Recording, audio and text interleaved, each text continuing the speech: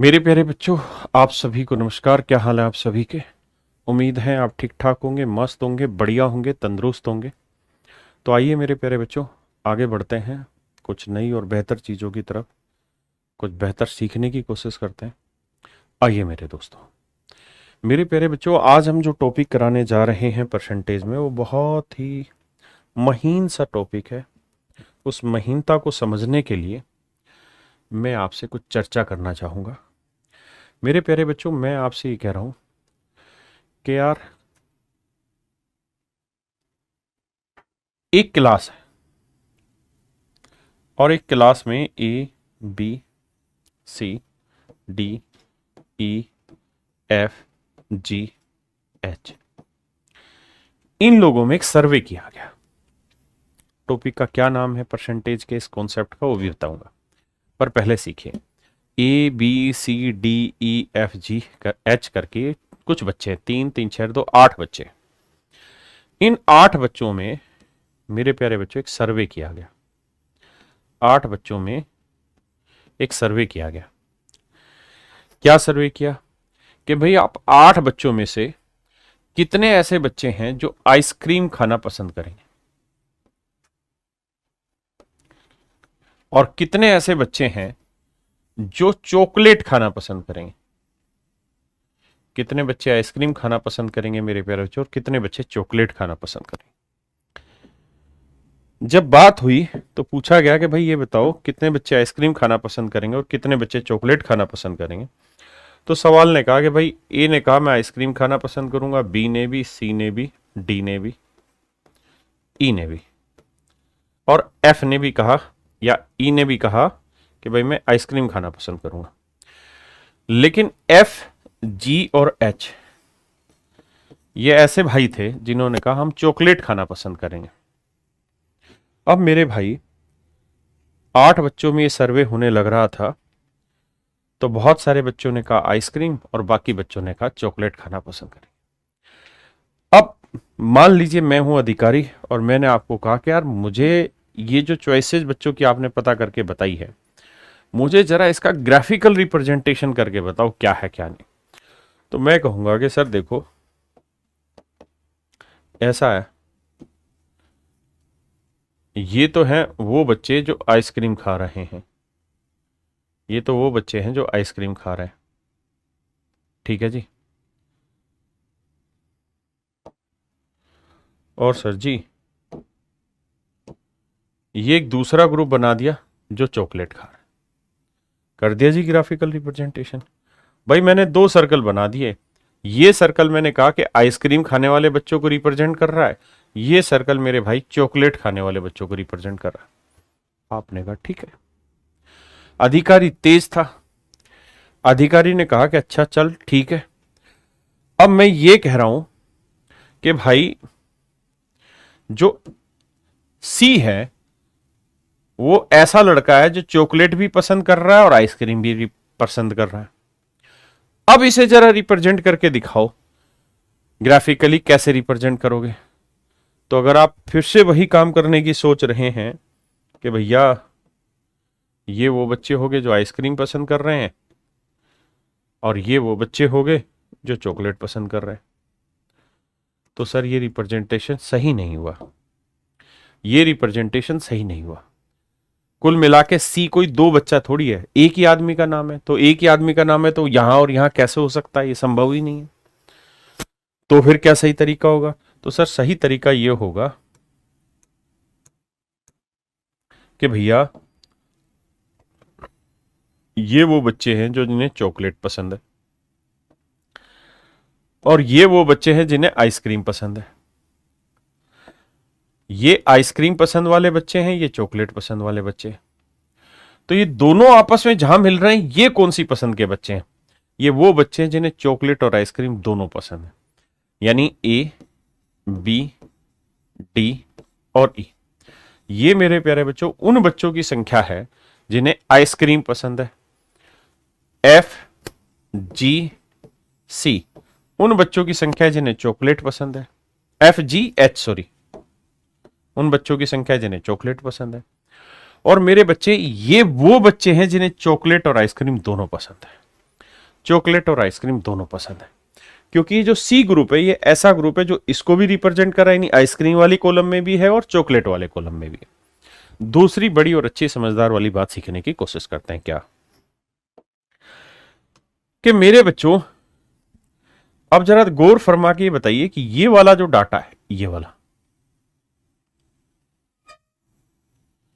फिर ये डाटा किसको रिप्रेजेंट कर रहा है? ये जो सफेद रंग का पेन आपने चलता हुआ दिखाई दे रहा है आपको, फिर ये कौन से डाटा को रिप्रेजेंट कर रहा है? ए बी डी ई कौन से आंकड़े को प्रस्तुत कर रहा है? तो सर फिर आपको ये कहना होगा कि ए बी डी ई जो है वो रिप्रेजेंट कर रहा है उन बच्चों को जिनको केवल आइसक्रीम पसंद है, only ice cream, only ice cream, only ice cream, जिन्हें केवल आइसक्रीम पसंद है उन बच्चों को रिप्रेजेंट कर रहा है। तो जिनको आइसक्रीम पसंद है वो कौन कौन से? A B D E. और मेरे बच्चों ये बताइए ये कौन से बच्चे हैं जिनको ये बैंगनी या पिंक कलर में समेटा है मैंने? तो आप कहेंगे सर ये बच्चे हैं वो जिनको केवल चॉकलेट पसंद है, ओनली चॉकलेट पसंद है।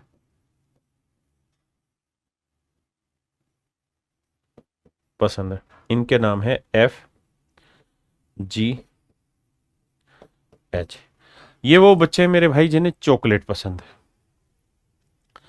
और मेरे प्यारे बच्चों ये कौन से भाई हैं? ये वो भाई हैं जिन्हें चॉकलेट और आइसक्रीम दोनों पसंद है। Chocolate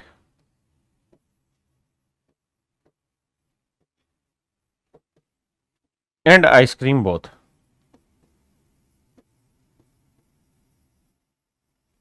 chocolate and ice cream both, दोनों पसंद है, चॉकलेट भी और आइसक्रीम भी। तो इनकी संख्या सी, इनकी संख्या सी। मैं कहूं चॉकलेट कितनों को पसंद है तो F G H C. Ice cream कितनों को पसंद है तो ए बी डी ई सी। हाँ है ना? तो मेरे बच्चों ये तो थी दो चीजों की कहानी। अब हम करते हैं तीन पे भी आगे काम करेंगे, चार पे भी आगे काम करेंगे। चार पे नहीं आता पेपर में, दो पे ही पूछा जाता है, लेकिन तीन पे काम करेंगे। तो मेरे भाइयों यहां से आपको कुछ चीजें समझ में आई होंगी। एक बार जरा कमेंट करके बता दीजिए मुझे कि अब मैं परसेंटेज में कौन सा कॉन्सेप्ट पढ़ाने जा रहा हूं। जी बहुत बढ़िया, बहुत बढ़िया, बिल्कुल सही आपने बताया। मैं आपको परसेंटेज में पढ़ाने जा रहा हूं वेन डायग्राम, वेन आरेख, वेन डायग्राम, वेन आरेख, वेन आरेख। तो मेरे प्यारे बच्चों वेन आरेख में कुछ रिप्रेजेंटेशन होता है और उनकी क्या क्या मतलब होता है वो सारी बातें समझाता हूं।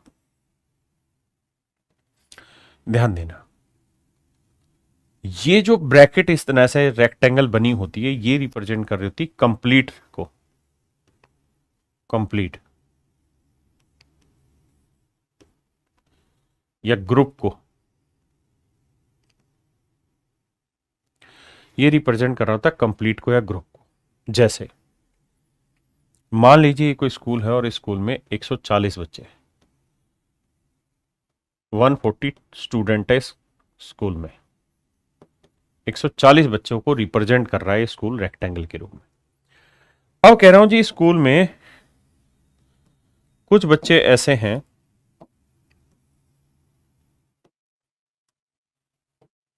कुछ बच्चे ऐसे हैं जिनको क्रिकेट खेलना पसंद है, जिनको क्रिकेट खेलना पसंद है। मान लीजिए 80 बच्चे वो हैं जिन्हें क्रिकेट खेलना पसंद है।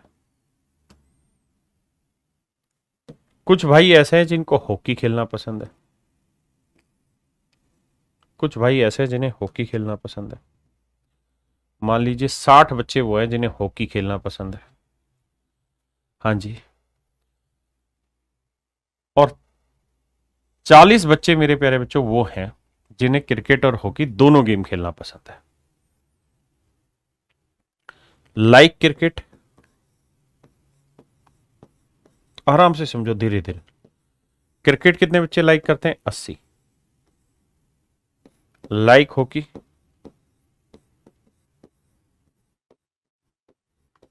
हॉकी कितने लाइक करते हैं? 60। और लाइक बोथ, दोनों कितने खेलना पसंद करते हैं? Hockey and cricket. तो ये है मेरे बच्चे 40। अब मैं आपसे ये जानना चाहता हूं कि भाई ओनली क्रिकेट खेलने वाले कितने? ओनली क्रिकेट खेलने वाले बच्चे कितने? क्रिकेट खेलने वाले बच्चे कितने?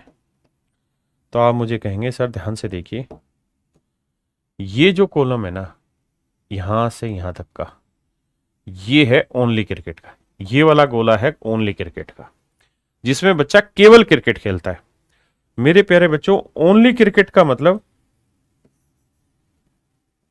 ओनली क्रिकेट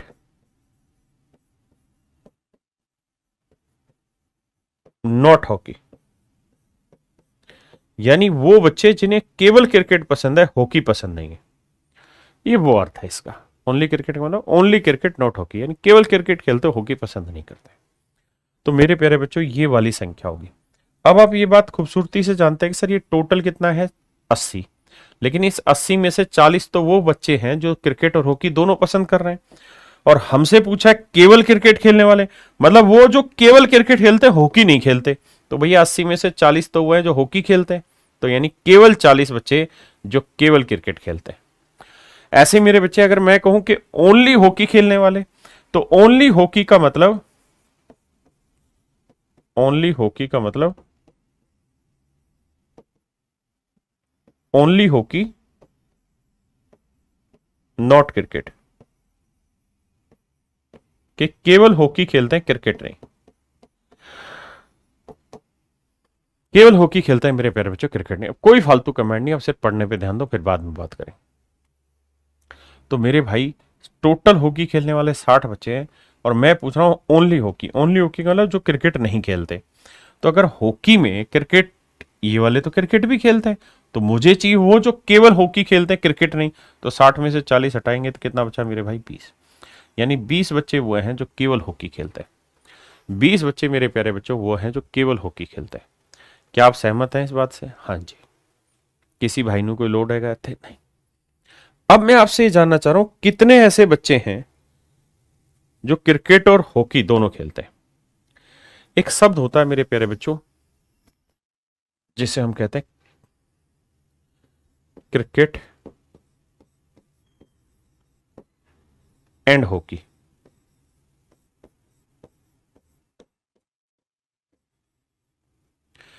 इस एंड शब्द का मतलब होता है वेन डायग्राम में इंटरसेक्शन। इंटरसेक्शन, इंटरसेक्शन को और साधारण शब्दों में कहें तो कॉमन, और साधारण शब्दों में कहें तो उभयनिष्ठ। उभयनिष्ठ, उभयनिष्ठ, यानी वो बच्चे जो क्रिकेट और हॉकी दोनों में जुड़े हुए हैं, वो बच्चे हैं 40, यानी जो दोनों में कॉमन है। लेकिन अगर मेरे प्यारे बच्चों में शब्दों का इस्तेमाल करूं, क्रिकेट और हॉकी, ओ आर, हॉकी, इस और का मतलब होता है या, क्रिकेट या हॉकी। तो क्रिकेट और हॉकी का मतलब है वो बच्चे जो क्रिकेट और हॉकी कुल मिला के खेलते हैं, यूनियन।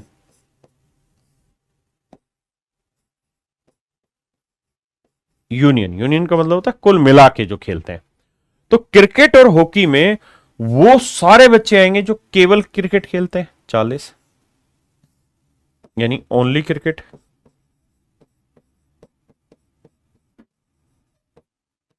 ओनली हॉकी और ओनली हॉकी हो गया, और क्रिकेट एंड हॉकी बोथ। तो केवल क्रिकेट खेलने वाले 40 है, केवल हॉकी खेलने वाले 20 है, क्रिकेट और हॉकी दोनों खेलने वाले 40 है। तो 40 40 80 और 20 100, यानी कुल मिला के 100 ऐसे बच्चे हैं जो क्रिकेट और हॉकी के यूनियन में आते हैं। मतलब क्रिकेट खेलते हैं या हॉकी खेलते हैं, या क्रिकेट हॉकी दोनों खेलते हैं। या में सब कुछ शामिल होता है, एंड में केवल कॉमन वैल्यू शामिल होती है। हाँ जी।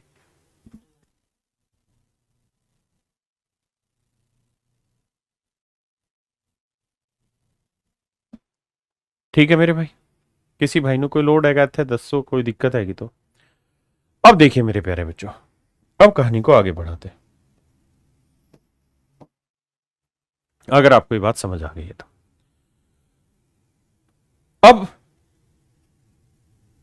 मैं ये पूछूं कि ऐसे कितने बच्चे हैं, ऐसे कितने बच्चे हैं जो ना क्रिकेट खेलते हैं ना hockey.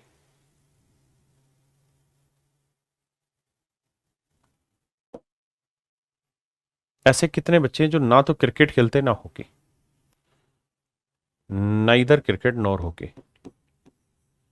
Neither cricket nor hockey.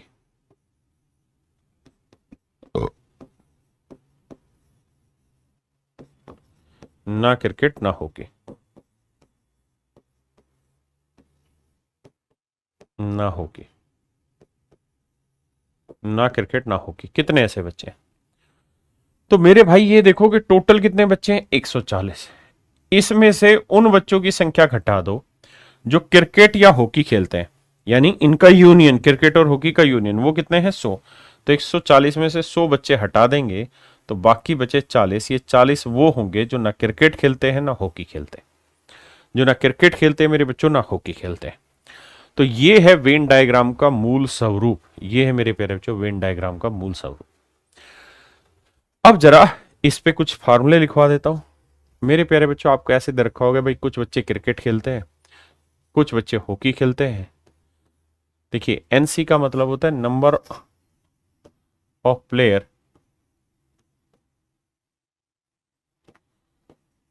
Who plays hockey, who plays cricket, cricket, वो खिलाड़ी जो क्रिकेट खेलते हैं। एनएच का मतलब हुआ number of player who plays hockey, जो हॉकी खेलते हैं। ऐसे मेरे बच्चों एक शब्द रहता है हॉकी एंड क्रिकेट, इसका मतलब होता है common.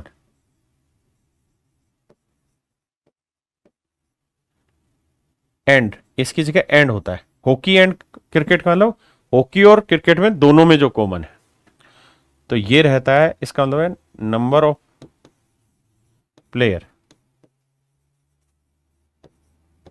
Who plays both game, who plays both,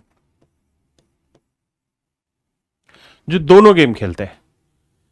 और मेरे प्यारे बच्चों, एक होता है हॉकी यूनियन क्रिकेट, इस उल्टे साइन को इंटरसेक्शन लिखते हैं, उल्टे यू को इंटरसेक्शन माने कॉमन, और मेरे प्यारे बच्चे इसको लिखते हैं यूनियन, जो अभी अर्थ बताया।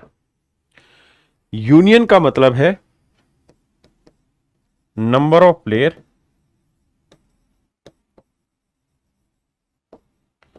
हु प्लेज हॉकी और क्रिकेट, हु प्लेज हॉकी और क्रिकेट। ये मेरे प्यारे बच्चों फार्मूलों की शब्दावली होती है, और यहां फार्मूला बनता है हमेशा कि भैया हॉकी और क्रिकेट कितने खेलते हैं। इसका सूत्र होगा जो बच्चे हॉकी खेलते हैं, जो बच्चे क्रिकेट खेलते हैं, उनमें से उन बच्चों की संख्या घटा दो जो क्रिकेट और हॉकी दोनों खेलते हैं, तो ये कुल मिला के आ जाएगा यूनियन। जैसे इस सवाल में अगर हम बात करें तो उन बच्चों की संख्या बताइए जो मेरे प्यारे बच्चों क्रिकेट खेलते हैं, 80, 80। उन बच्चों की संख्या बताइए जो हॉकी खेलते हैं, 60। 80 और 60 जोड़ दिया। अब इसमें से उन बच्चों की संख्या घटा दो जो दोनों गेम खेलते हैं, तो 80 और 60 140 में 40 गया 100। तो यानी 100 बच्चे ऐसे हैं जो या तो क्रिकेट खेलते हैं या फिर हॉकी खेलते हैं, या तो मेरे प्यारे बच्चों क्रिकेट खेलते हैं या फिर हॉकी खेलते हैं। बहुत ध्यान से सुनो, मुझे पता है बहुतों को समझ नहीं आ रहा, लेकिन धीरे धीरे सीखने की कोशिश करो, भागने की कोशिश ना करो। तो अगर कोई आपसे पूछे कि भाई कुल मिला के कितने बच्चे हॉकी और क्रिकेट खेल रहे हैं, तो इसका मतलब होगा कि इन दोनों के जोड़ में से ये घटा देना। क्यों घटा देना, इस पॉइंट को भी समझने की कोशिश करना। देखो यार ध्यान से, भाई हॉकी और क्रिकेट कुल मिला के कितने खेलते हैं, तो ये सारा डाटा है, ये ओनली क्रिकेट, ये क्रिकेट, ये केवल हॉकी। तो ये सारा जो डाटा है ये बेसिकली रिप्रेजेंट करेगा क्रिकेट और हॉकी मिला के खेलने वाले। अब कहानी क्या होती है कि एक ये वाला जो आंकड़ा है ना, ये जो कॉमन वाला, एक बार तो जुड़ना ही चाहिए इसके अंदर, लेकिन दूसरी बार ये बाकी का हिस्सा लेना चाहिए, यानी ये वाला हिस्सा नहीं लेना चाहिए। तो जब हम इन्हें जोड़ते हैं ना, तो ये जो कॉमन वाला हिस्सा है 40, ये 60 के अंदर भी मौजूद है और इस 80 के अंदर भी मौजूद है। तो एक बार तो इसे शामिल करना चाहिए, लेकिन दूसरी बार 60 में ये शामिल नहीं करना, क्योंकि ये ऑलरेडी हो चुका है। तो दूसरी बार टोटल निकालने के लिए हमें ये वाला हिस्सा चाहिए। यानी अगर आपसे पूछा जाए कि ए यूनियन बी किसे रिप्रेजेंट करेगा, तो इस चीज को रिप्रेजेंट करेगा, इस चीज को रिप्रेजेंट करेगा मेरे बच्चे, है ना। और अगर इस चीज को रिप्रेजेंट करेगा तो एक बार आप पूरा ले लीजिए, दूसरी बार केवल इतना ले लीजिए। तो होता क्या है कि जब आप इन दोनों को जोड़ोगे तो 40 एक बार इसमें भी है और 40 इसमें भी है। तो बेटर तरीका ये कि इन दोनों को जोड़ो, इसमें से कॉमन हटा दो, तो आ जाएगा आपके पास टोटल नंबर ऑफ स्टूडेंट। आइए मेरे बच्चे, अब इन पे धीरे धीरे सवाल उठाने शुरू करते हैं। पहला क्वेश्चन देखिए, कह रहे इस परीक्षा में 35% छात्र गणित में फेल हुए, यानी number of student who fail in math is 35%। 25% छात्र इंग्लिश में फेल हुए, number of student who fail in English 25%। और कह रहे जी दोनों विषयों में, यानी मैथ और इंग्लिश दोनों विषयों में जो फेल हुए हैं वो है मेरे बच्चे 10%। तो मैं आपसे जानना चाह रहा हूं कि भाई उन बच्चों की संख्या बताओ जो मैथ और इंग्लिश में कुल मिला के, यानी मैथ और इंग्लिश, यानी इनका यूनियन बताओ कि कुल मिला के बच्चे कितने हैं जो मैथ और इंग्लिश में फेल हुए हैं। तो इसका फार्मूला होगा मैथ में फेल होने वाले, इंग्लिश में फेल होने वाले, माइनस में मैथ और इंग्लिश में इंटरसेक्शन। तो मेरे प्यारे बच्चों, मैथ में फेल होने वाले 35 है, इंग्लिश में फेल होने वाले 25 है, दोनों में फेल होने वाले 10 है। 35 और 25, 3 2 5, 60% में से 10% घटाएंगे मेरे बच्चों, आंसर है 50%। यानी मेरे प्यारे बच्चों 50% बच्चे ऐसे हैं जो मैथ और इंग्लिश दोनों में कुल मिला के फेल हुए हैं। तो सवाल में ये कह रहा है कि भाई टोटल बच्चे कुछ नहीं तो 100% ही लेंगे, क्योंकि परसेंट है तो 100% लेंगे। इसमें से 50% बच्चे वो हैं जो मैथ या इंग्लिश में फेल हुए हैं। तो बाकी कौन से बच्चे होंगे? बाकी वो बच्चे होंगे जो ना मैथ में फेल हुए होंगे ना इंग्लिश में फेल हुए, मतलब 100 में 50 गया 50। तो बाकी 50% बच्चे वो होंगे जो मैथ और इंग्लिश दोनों में पास हुए। मेरे प्यारे बच्चों, ये तो तरीका है इस सवाल को सोल्व करने का फार्मूले से। अब हम चर्चा करते हैं इस सवाल को वेन डायग्राम से कैसे सोल्व किया जाए, क्योंकि हमें धीरे धीरे दोनों ही चीजों पे पकड़ बनानी है। और छोटे सवालों में वेन डायग्राम बहुत काम करेगा, बड़े सवालों में फार्मूला भी काम आ जाता है। देखिए जी, दो चीजें, तो एक मान लो मेरे प्यारे बच्चों मैथ में फेल होने वाले 35% है, एक मान लो इंग्लिश में फेल होने वाले 25% है, और मेरे प्यारे बच्चों दोनों में फेल होने वाले 10%। तो कुल मिला के कितने फेल हुए हैं मैथ या इंग्लिश में? तो उसका तरीका है 35 और 25 का जोड़ करोगे 60 में से 10 हटा दो तो आंसर आएगा 50। यानी 50% भाई ऐसे बच्चे हैं जो मैथ या इंग्लिश में फेल हुए। तो 100 में से 50% हटा देंगे तो बाकी 50% कौन से होंगे? वो होंगे जो दोनों में पास हुए। अगर पूछे केवल मैथ में कितने फेल हुए तो 35 में 10 गया 25%। केवल इंग्लिश में कितने फेल हुए? 25 में 10 गया 15%। So these are your answer my dear. आइए भाई, कहते हैं एक परीक्षा में 65% छात्र गणित में पास हुए, 48% छात्र भौतिकी में। देखिए यार, दो गोले बनाएंगे। सवाल में कह रहा है 65% बच्चे ऐसे हैं जो मैथ में पास हुए, 48% बच्चे फिजिक्स में पास हुए, और भैया दोनों में कुल मिला के 30% बच्चे जो पास हुए। तो जोड़ेंगे तो 65 और 48 का जोड़ करेंगे, 8 5 13, 6 4 10 और 11, है ना। तो 113% में से ये 30% हटा दीजिए, 30% हटाएंगे तो आएगा 83%। यानी 83% बच्चा ऐसा होगा जो मैथ या फिजिक्स में कुल मिला के पास हुआ है। 83% बच्चा ऐसा है जो मैथ या इंग्लिश में कुल मिला के पास हुआ है, जिसमें मैथ वाले भी आ गए, इंग्लिश वाले भी आ गए, मैथ और इंग्लिश दोनों वाले भी आ गए। हाँ जी, तो भाई टोटल इसे फार्मूले से भी निकालेंगे तो ये आएगा N M plus N P minus N M intersection P, formula भी लगा लेना। तो 100% में से 83% बच्चे ऐसे हैं जो पास हुए, तो किसी ना किसी एक सब्जेक्ट में, चाहे मैथ में हो केवल में, या केवल इंग्लिश में, केवल फिजिक्स में हुए हो, या दोनों में। तो बाकी 17% कौन होंगे? बाकी 17% वो बच्चे होंगे जो मैथ फिजिक्स दोनों में पास हुए। तो ऑप्शन ए। कहता है जी एक विद्यालय में 50% छात्र क्रिकेट खेलते हैं, 50% बच्चे क्रिकेट खेलते हैं, और मेरे नन्हे मुन्ने बच्चों कह रहा है 40% बच्चे फुटबॉल खेलते हैं, 40% बच्चे फुटबॉल खेलते हैं। 10% मेरे भाइयों बच्चे ऐसे हैं जो क्रिकेट और फुटबॉल दोनों खेलते हैं, 10% बच्चे ऐसे हैं जो क्रिकेट फुटबॉल दोनों खेलते हैं। मैं जानना चाह रहा हूं कि उन बच्चों की संख्या बताओ जो क्रिकेट या फुटबॉल खेलते हैं, मतलब इनका यूनियन बताओ। तो क्या तरीका होगा? 50 और 40 90, 90 में से 10 घटाएंगे 80, यानी 80% बच्चे ऐसे हैं जो कोई ना कोई गेम खेलते हैं। Either they will play cricket, मतलब ओनली क्रिकेट और ओनली फुटबॉल, और क्रिकेट फुटबॉल बहुत है। 80% है, तो टोटल बच्चे कितने हैं? 100%। जब भी परसेंटेज की कहानी हो तो कुल मिला के बच्चे 100% है। उसमें से 80% ऐसे ढक्कन हैं जो दोनों गेम खेलते हैं, मतलब कुल मिला के यूनियन, यानी या तो केवल क्रिकेट या केवल फुटबॉल या दोनों। तो भाई बाकी बच्चे कितने? 20%। तो 20% वो होंगे जो ना क्रिकेट खेलेंगे ना ही फुटबॉल खेलेंगे, यानी मेरे प्यारे बच्चों 20% इज योर राइट आंसर। कह रहा जी 50 लोग हिंदी बोलते हैं, 20 लोग तमिल बोलते हैं। 50 लोग हिंदी बोलते हैं, 20 लोग तमिल बोलते हैं, और भाई 10 लोग ऐसे हैं जो हिंदी और तमिल दोनों बोलते हैं। तो भैया कह रहा है उन लोगों की संख्या ज्ञात करो जो हिंदी या तमिल, हिंदी या तमिल का मतलब यूनियन, हिंदी यूनियन तमिल, इसकी वैल्यू जानना चाह रहा है। तो सीधा सा तरीका 50 और 20 70, 50 और 20 70, 70 में से 10 हटा दोगे 60, यानी 60 बच्चे ऐसे होंगे जो हिंदी या तमिल बोलते हैं। भाई बड़ा सीधा सा तरीका बताया। ये जो 10 है ये 2 बार काउंट हो रखा है, इस 50 में भी 10 शामिल है और इस 20 में से भी 10 शामिल है।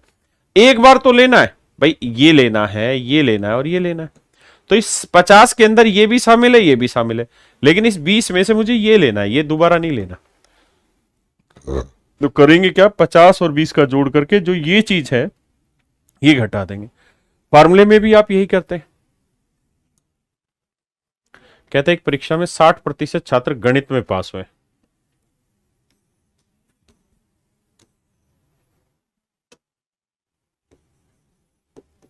60% बच्चे मैथ में पास हुए, 55% बच्चे अंग्रेजी में, इंग्लिश में पास हुए।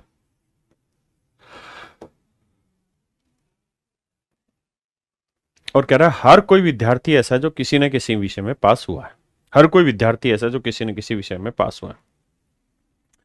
यानी यूनियन जो है ना मेरे बच्चे वो दे रखी 100, यूनियन दे रखी 100%। कह रहा है हर बच्चा किसी न किसी सब्जेक्ट में पास हुआ है। तो फार्मूला होता है मैथ और इंग्लिश है, तो number of student math union English, number of student pass in math, number of student who pass in English, minus number of student who pass in math and English intersection. अब देखिए मेरे प्यारे बच्चों, math union English की हम बात कर रहे हैं।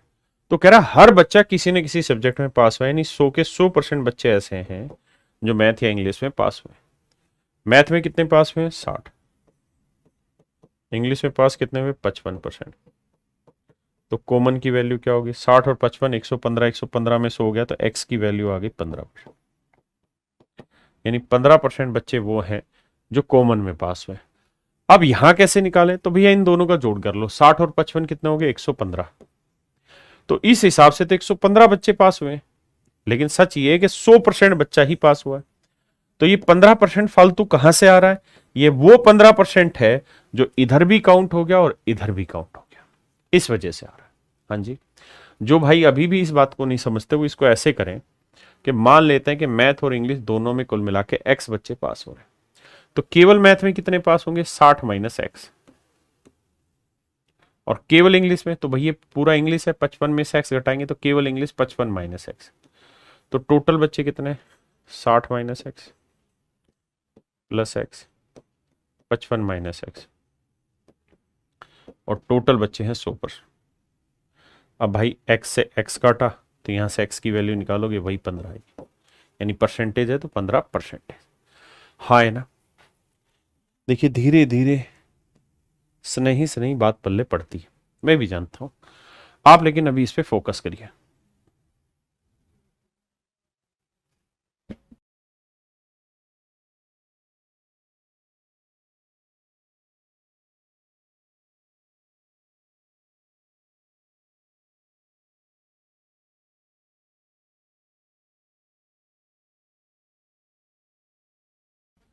अब देखो मेरे प्यारे बच्चों, इस सवाल में कह रहा है एक 60 छात्रों की कक्षा में 40% केवल हिंदी बोलते हैं। कहता है 60 बच्चों की क्लास है,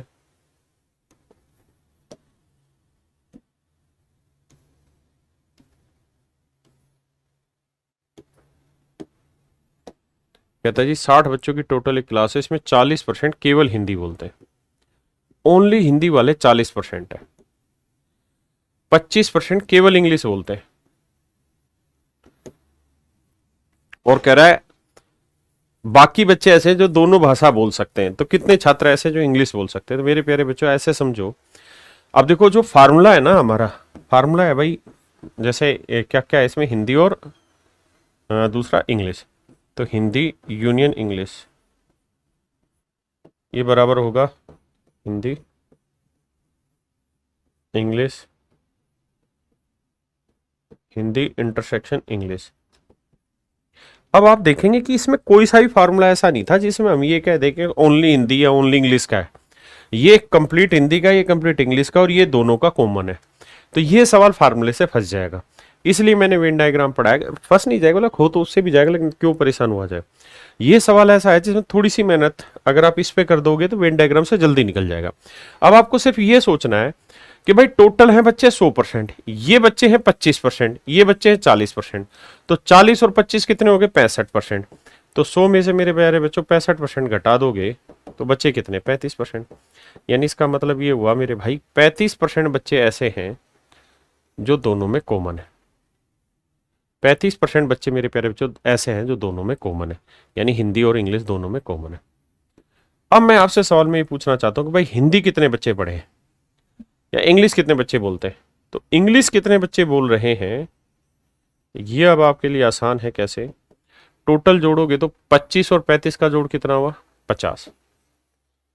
तो 50% मेरे प्यारे बच्चों हिंदी ना इंग्लिश बच्चे बोलते हैं। 35 और 25 कितना हुआ, 50 नहीं 60%, सॉरी माफ करना, यानी 60% बच्चे ऐसे हैं मेरे भाई। हाँ जी रोहित, 60% बच्चे ऐसे हैं जो आपके इंग्लिश बोलते हैं। लेकिन वो नहीं कह रहा कितने परसेंट, कह रहा कितने बच्चे। तो भाई टोटल बच्चे कितने हैं, 60, तो 60 का 60% निकालो, तो मेरे भाई आया 36। यानी 36 बच्चे ऐसे हैं मेरे प्यारे बच्चों जो अंग्रेजी बोलते हैं। केवल अंग्रेजी नहीं, अंग्रेजी बोलते हैं। मैं कहूं हिंदी कितने बोलते हैं, तो 40 और 35, 75% हिंदी बोलते हैं। हाँ जी, समझे भाई मेरी बात।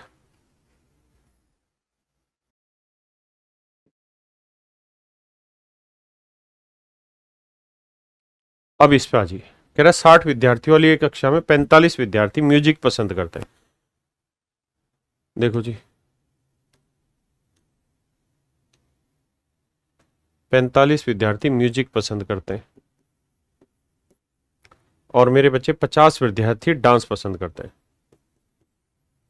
50 विद्यार्थी डांस पसंद करते हैं, 5 विद्यार्थी कुछ भी पसंद नहीं करते। यानी टोटल बच्चे हैं 60, टोटल बच्चे हैं 60। हाँ जी, उसमें से 5 बच्चे ऐसे जो कुछ भी पसंद नहीं करते, तो मतलब डांस या म्यूजिक कुल मिला के 55 पसंद करते हैं। यानी N music union dance, music या डांस में जो कुल मिला के संख्या है वो 55 है। तो अगर मेरे भाई इसको फार्मूले से पढ़ना चाहो तो आप फार्मूला लिखोगे N music union dance, N music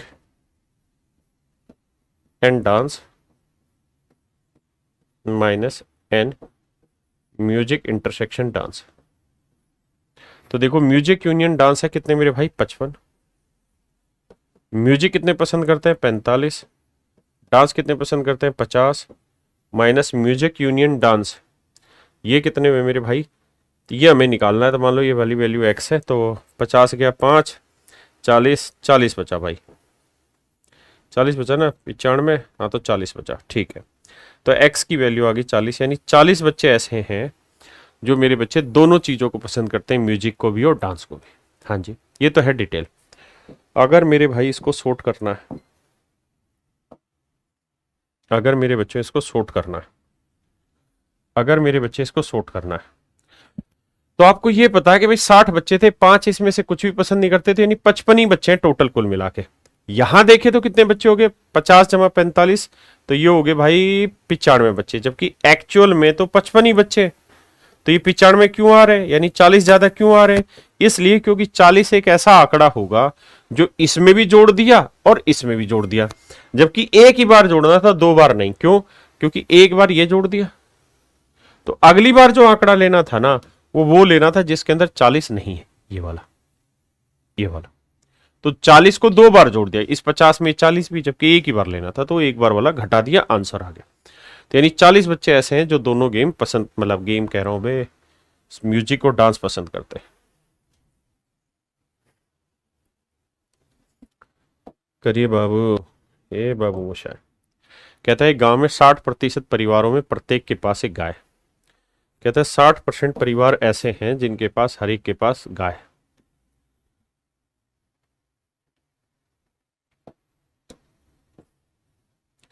साठ परसेंट घर ऐसे जिनके पास गाय है,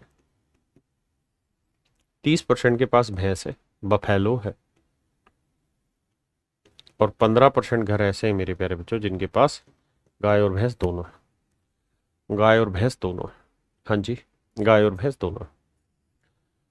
तो मेरे प्यारे बच्चे एक बात बताओ, खुल के अपनी बात मेरे सामने रखना कि टोटल बच्चे कितने? 60 और 30 90, 60 और 30 90 बच्चे। इसमें से 15 ऐसे हैं जो 2 बार जोड़े गए, तो ये 15 हटा दो, तो कुल मिला के बच्चे कितने? 75।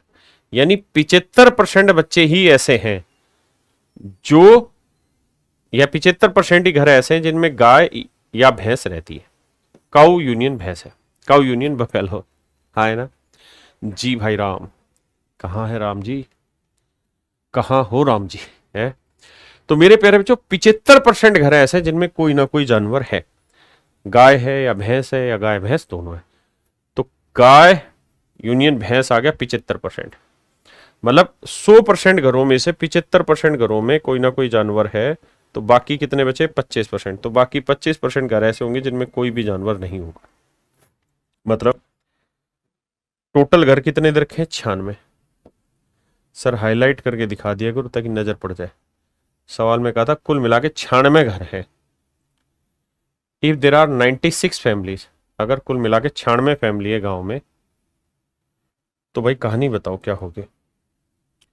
तो कह रहा है जी 25% घरों में कोई जानवर नहीं, 25% घरों में कोई जानवर नहीं। 25% की फ्रैक्शन 1/4, 4 से काटेंगे 24, तो 24 घर मेरे भाई ऐसे हैं जिनमें कोई जानवर नहीं। 24 घर ऐसे मेरे बच्चे जिनमें कोई जानवर नहीं। हाँ जी, पढ़िए जी।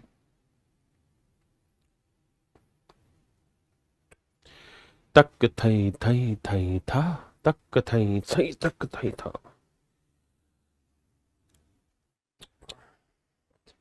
ए जाते हुए लम्हों जरा ठहरो, जरा ठहरो, मैं भी तो चलता हूँ, कुछ बातें करता हूँ।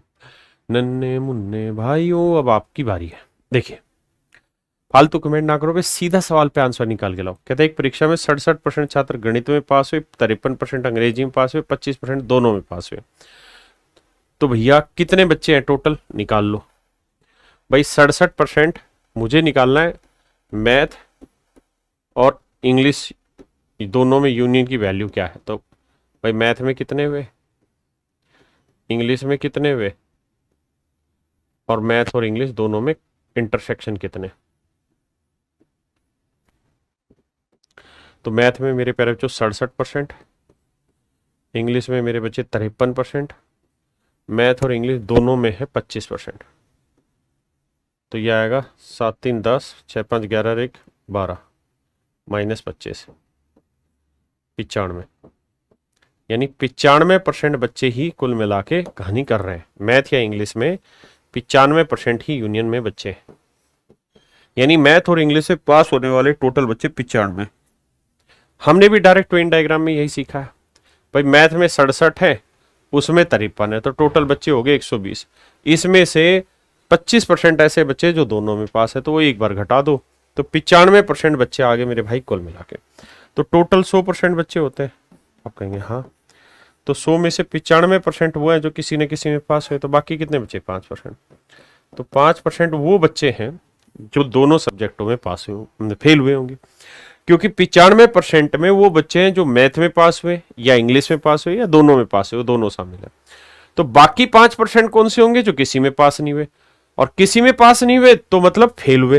तो 5% बच्चे टोटल बच्चों का कुल मिला के फेल हुए। 5% की फ्रैक्शन 1/20, मतलब अगर टोटल स्टूडेंट 20 है, अगर मेरे भाई टोटल स्टूडेंट 20 है, तो 1 यूनिट बच्चा कुल मिला के फेल हो गया दोनों, जबकि कह रहा है 200 बच्चे दोनों में फेल हुए, तो 1 यूनिट 200 बच्चे हैं, तो भैया 20 यूनिट की वैल्यू कितनी? 20 गुना 200, उत्तर आएगा 4000 है। पूछी नहीं। अच्छा, कितने छात्र गणित में पास हुए? माफ करना। तो अच्छा, 20 यूनिट की वैल्यू कितनी बनी? 200, 4000। यानी अगर आपसे सवाल में ये पूछा जाए ना कि भाई टोटल बच्चे कितने, तो आपका जवाब होगा टोटल स्टूडेंट जो है सर, टोटल स्टूडेंट है कितने सर? 4000। लेकिन वो सवाल कुछ और पूछ रहा है, वो आसान सी बात पूछ रहा है। वो कह रहा है कि भाई जो दोनों में फेल हुए कितने बच्चे हैं? 5%। तो यानी 5% की वैसे वैल्यू 200 है, तो मेरे बच्चे 1% की वैल्यू 200/5 यानी 40 बच्चे आ गए। तो कह रहा हूं उन छात्रों की संख्या ज्ञात करो जो गणित में पास है, लेकिन केवल गणित में पास है, केवल गणित में पास है। तो मेरे बच्चे तो मैथ में कितने पास है? 67। इस 67 में से 25 बच्चे वो भी तो है जो मैथ और इंग्लिश दोनों में पास है, तो भैया 67 में से 25 घटा दो, तो 7 में 5 गया 2, 6 में 2 गया 4, तो 42% बच्चे ऐसे हैं जो केवल मैथ में पास है। तो 42% की वैल्यू कितनी? तो 1% की वैल्यू 40, तो 42 की कितनी? 1680 है ऑप्शन, तो आंसर आया 1680। ये मेरा आंसर हो गया। जिन भाइयों को पल्ले कम पड़ा है उनको दोबारा से इस कहानी को समझा देता हूं वेन डायग्राम बना के भी, कि इतना उदास ना हो।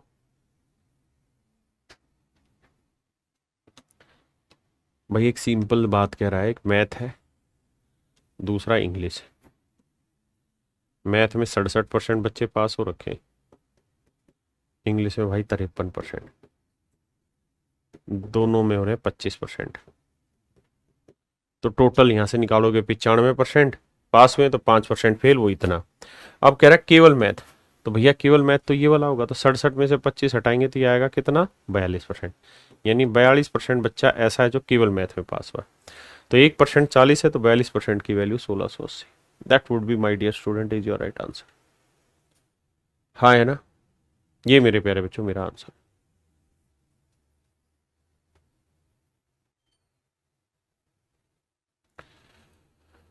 करिए भैया।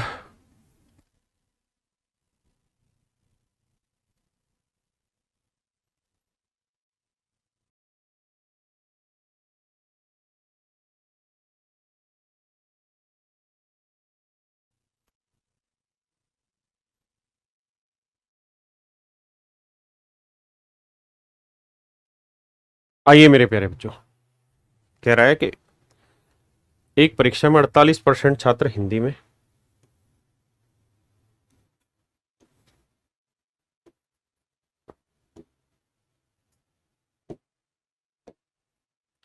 हिंदी में फेल हुए भाई 48% बच्चे, ध्यान से समझना। 32% छात्र हिस्ट्री में फेल हुए, हिस्ट्री में 32% बच्चे फेल हुए, ई से डिनोट कर देते इतिहास को। 20% बच्चे दोनों विषयों में फेल हुए, तो दोनों विषयों में पास हुए की संख्या इतनी, तो कुल छात्रों की संख्या कितनी? तो भाई ये देखो 48 और 32 का जोड़ करेंगे 80, 80 में से 20 घटाया 60, यानी टोटल कुल मिला के 60% बच्चा है जो दोनों ही मतलब कुल मिला के फेल हुआ है, किस किस में? हिंदी, यूनियन, इतिहास में 60% बचा है। तो मेरे प्यारे बच्चों टोटल 100% है, उसमें से 60% हटा देंगे तो बचा कितना? 40%। तो यार नहीं मेरे भाई, 40% की जो फ्रैक्शन है ना मेरे भाई, वो बेसिकली रिप्रेजेंट कर रहा है 880 रुपए, 880 लोगों को। तो 1% की फ्रैक्शन होगी 880/40। तो कह रहा कुल छात्रों की संख्या ज्ञात करो। तो टोटल छात्र तो 100% थे मेरे भाई, तो 100% की वैल्यू कितनी? 0 से 0 22, 2200 मेरा आंसर आ रहा है। ऑप्शन बी मेरा सही आंसर है मेरे प्यारे बच्चों, बहुत सुंदर। कहता है एक परीक्षा में 600 छात्रों ने परीक्षा दी, 35% छात्र भौतिकी में फेल हुए, 45% छात्र रसायन में फेल हुए, और भाई 20% छात्र दोनों में फेल हुए। तो बताइए दोनों विषयों में कितने पास हुए? तो भाई ये देखो 35% तो है, चलो मैं डिटेल ही बता रहा हूँ। अब पता है आंसर है ना, खटाखट आना चाहिए गोली गेट की स्पीड से। अब तुम्हारा समय नहीं खराब होना चाहिए। कह रहा भैया फिजिक्स में 35% बच्चे फेल हुए, 45% बच्चे केमिस्ट्री में फेल हुए, और 20% बच्चे दोनों में फेल हुए। 20% बच्चे दोनों में फेल हुए। तो टोटल फेल कितने? 45 और 35 70 80, 80 में 20 गया, 60% बच्चे कुल मिला के फेल हुए। तो भैया टोटल 100% है, 100% में यूनियन 60 है, तो बाकी 40 कौन से हुए? वो जो दोनों में पास हुए होंगे। तो दोनों में जो पास हुए हैं वो 40% है, और हमें 600 टोटल बच्चे दे रखे हैं। तो 600 का 40% निकालना है, 6 चौक 24, 240 मेरे बच्चे मेरा आंसर होगा। मेरे नन्हे मुन्ने मेरे प्यारे बच्चों 240 is your right answer, 240 is your right answer.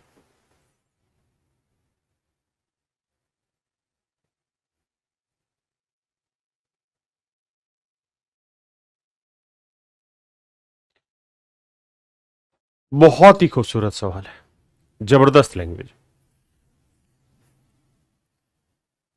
मैं इस सवाल को समझाने से पहले आपको कुछ कहना चाहता हूं। मैं कहना चाहता हूं कि दो सब्जेक्ट है, हिंदी और इंग्लिश।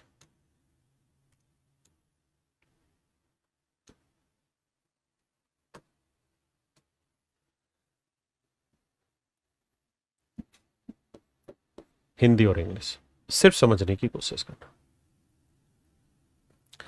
अगर मेरे बच्चे, मैं आपको ये कहूंगे भाई मुझे टोटल बच्चों की संख्या बताओ कितनी है, यूनियन को रिप्रेजेंट करके दिखाओ, तो आप कहेंगे ये यूनियन है सर।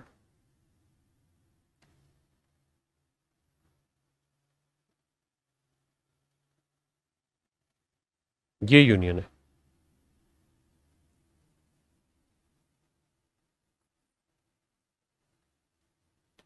ये मेरे प्यारे बच्चों यूनियन। ये मेरे नन्हे मुन्ने प्यारे बच्चों यूनियन है। ये क्या है? यूनियन है। इस बात को ध्यान रखना। ये रिप्रेजेंट पता है किसे कर रहा है? ये रिप्रेजेंट कर रहा है एन, हिंदी यूनियन इंग्लिश को। ये है वो सारा डाटा जो हिंदी यूनियन इंग्लिश को रिप्रेजेंट कर रहा है। मतलब कंप्लीट है, थोड़ा गैप तो मैंने इसलिए छोड़ा कि लाइन बाहर ना चली जाए।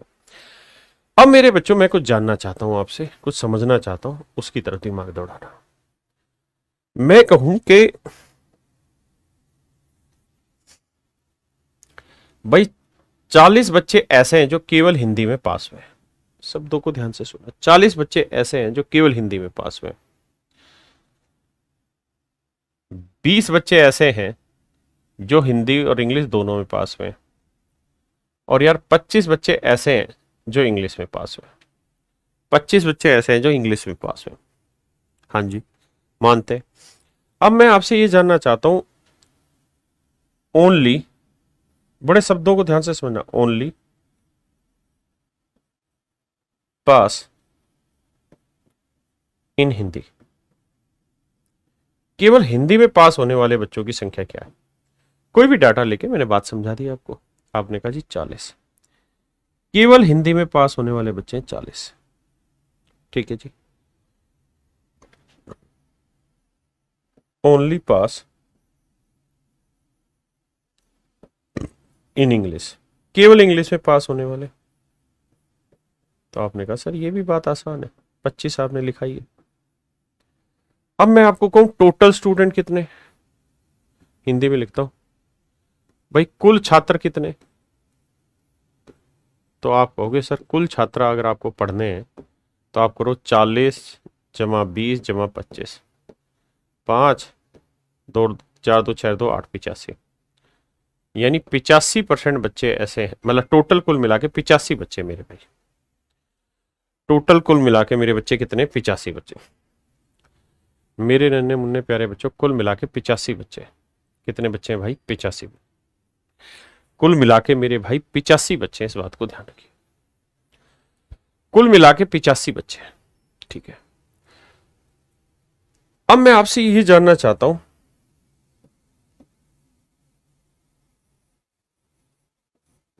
Only fail in reasoning, only fail in English, केवल इंग्लिश में कितने बच्चे फेल हुए, केवल इंग्लिश में कितने बच्चे फेल हुए, ये मैं जानना चाहता हूं। केवल इंग्लिश में कितने बच्चे फेल हुए या केवल हिंदी में कितने बच्चे फेल हुए, ओनली फेल इन इंग्लिश, ठीक है। इसका मुझे सोच समझ के उत्तर देना, कोई रट्टबाजी नहीं, कोई तरीका और फालतू नहीं लगाना। तो आप कहोगे सर एक क्लास है, क्लास में कुल मिला के 85 बच्चे हैं, 85 बच्चों में, बहुत ध्यान से मेरे शब्दों को सुनना क्योंकि पूरा निचोड़ यहीं से निकलेगा। इन 85 बच्चों में सर 40 बच्चे ऐसे हैं जो केवल हिंदी में पास हुए, केवल हिंदी में पास हुए 40 बच्चे। मेरे बच्चे बताओ सब्जेक्ट कितने, 2। तो जो बच्चे केवल हिंदी में पास हुए हैं, इसका मतलब इंग्लिश में फेल नहीं हुए वे, इंग्लिश में फेल नहीं होंगे वो, बोलो। मेरे बच्चे जो केवल हिंदी में पास हुए हैं, क्या इसका मतलब ये नहीं कि वो केवल इंग्लिश में फेल हुए। भाई 2 सब्जेक्ट है, हिंदी और इंग्लिश। सवाल में कह रहा है कि 40 बच्चे ऐसे हैं जो हिंदी में पास हुए, केवल हिंदी में पास हुए 40 बच्चे, यानी 2 सब्जेक्ट थे हिंदी और इंग्लिश, इसमें 40 ऐसे जो केवल हिंदी में पास हुए, यानी इंग्लिश में पास नहीं हुए। इंग्लिश में पास नहीं हुए का मतलब यही तो हुआ कि केवल इंग्लिश में कितने फेल हुए, 40। नहीं, आप यस या नो में कमेंट करके बताओ, मेरी बात समझे नहीं समझे। भाई ये 2 उंगलियां आपके पास है, एक हिंदी एक इंग्लिश, हाँ जी, मेरी बात समझ रहे। मैं कह रहा हूं कि केवल हिंदी में फेल होने वाले बच्चे 40 हैं, तो जो बच्चे केवल हिंदी में फेल हुए हैं, केवल केवल केवल केवल हिंदी में फेल हुए हैं, इसका मतलब वो दूसरे सब्जेक्ट में पास हुए होंगे। दूसरा सब्जेक्ट क्या है, इंग्लिश। तो इसका मतलब केवल हिंदी में फेल होने वाले केवल इंग्लिश में पास होने वाले ही, या मैं कहूं कि केवल हिंदी में पास होने वाले, यानी 2 सब्जेक्ट है केवल इंग्लिश, सॉरी 2 सब्जेक्ट है केवल हिंदी में ही पास हुए, तो इसका मतलब इंग्लिश में फेल हुए। तो केवल हिंदी में पास होना मतलब ये बच्चे केवल हिंदी में ही पास हो पाए, इंग्लिश में फेल हुए। तो मेरे बच्चों मैं आपको ये कहना चाह रहा हूं, अगर 2 सब्जेक्ट हैं तो जो नंबर ओनली पास इन हिंदी होगा ना, वही ओनली फेल इन इंग्लिश हो, और ओनली पास इन इंग्लिश जो होगा ना, वो वही होगा जो ओनली फेल इन हिंदी होगा। फेल इन हिंदी, देखिए शब्दों का जंजाल है, जितना प्यार से समझो उतना बेटर। बार बार लैंग्वेज को देखो। अब कमेंट करके बताओ कितने बच्चे इस बात से सहमत हैं, जल्दी से, वेरी गुड। यानी 2 ही चीजें हैं भाई, मैं ऐसे कहूं कि ये आइसक्रीम है,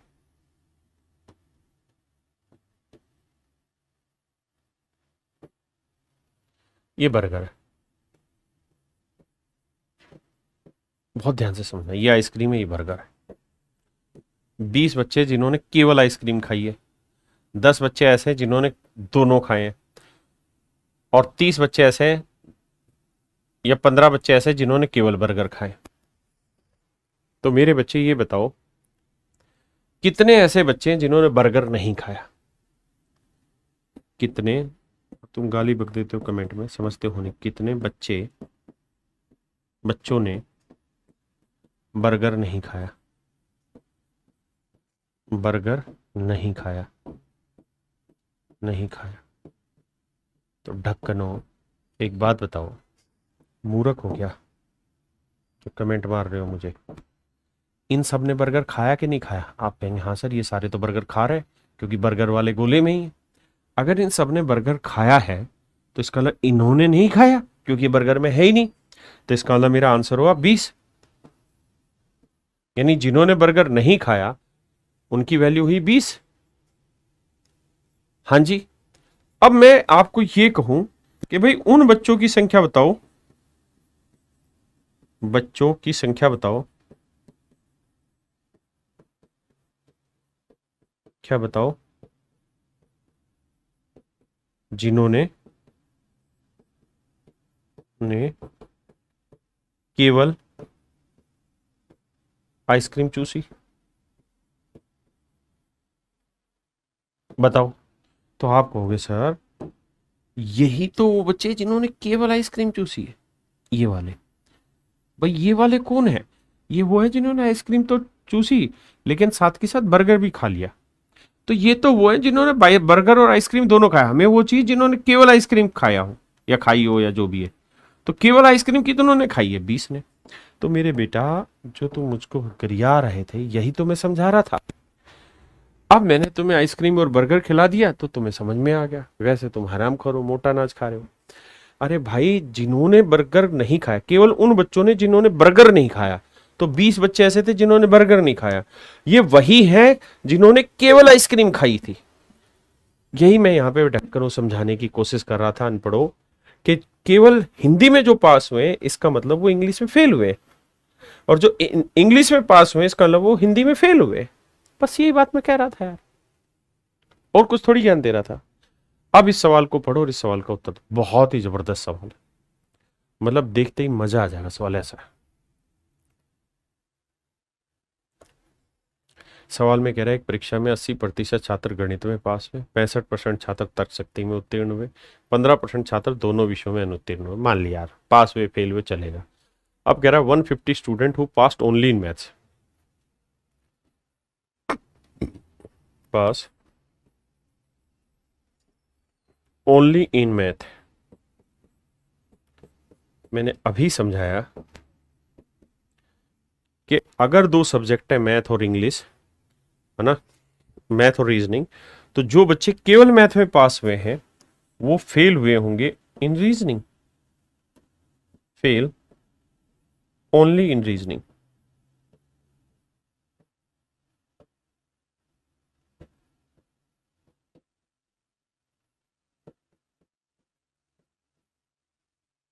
only fail only in reasoning.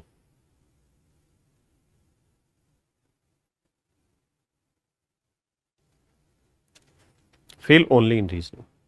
तो मेरे भाई इस बात को समझो, कनपट्टी के लगा दो कि जो बच्चे केवल मैथ में पास हो रहे हैं वही बच्चे तो केवल इंग्लिश रीजनिंग में फेल हो रहे हैं, केवल रीजनिंग में फेल हो रहे हैं। और उसने आपसे यही तो पूछा है how many student fail only in reasoning. तो कितने बच्चे ऐसे हैं जो रीजनिंग में फेल हुए? तो 150 ही होगा। इसमें सोचना क्या है, 1 सेकंड का सवाल है। अब आप देख सकते हैं CHSL 2022 का एक क्वेश्चन है। बच्चों का दिमाग घूम गया होगा इस सवाल को, लेकिन आप विद्वान बच्चे हैं, समझदार बच्चे हैं, तो चुटकियों में सवाल क्रैक कर गए। अब मेरे बच्चों आते हैं 3 वालों पे। यहाँ कहानी 2 की थी।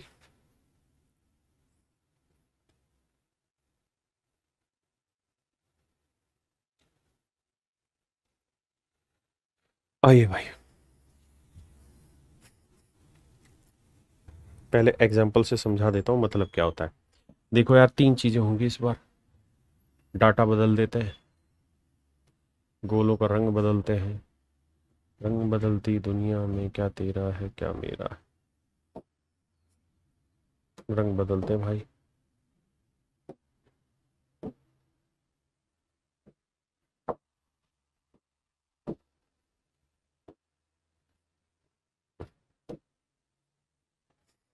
मेरे बच्चों आओ भाई, ये तो है बिस्किट खाने वाले, बिस्कुट खाने वाले, इसे बी से डिनोट कर देंगे।